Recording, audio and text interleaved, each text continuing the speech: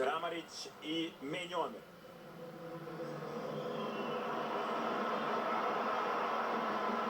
Kramarić, Menjon brani. Selekcija Francuske je preživela ovu situaciju. Kakav je majstor Mike Menjon. U ovoj situaciji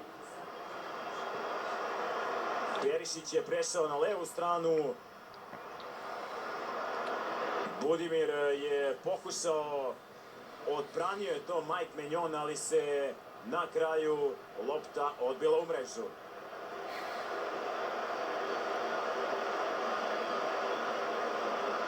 Četvrti gol koji je postigao Ante Budimir za selekciju Hrvatske u svojoj karijeri.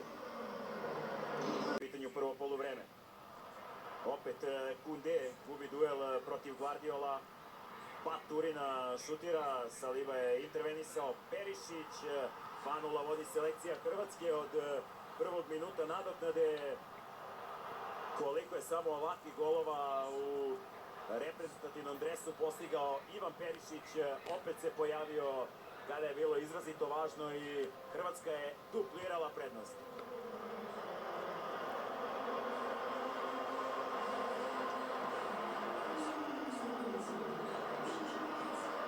Opet neopreznost Kundea ovde u duelu.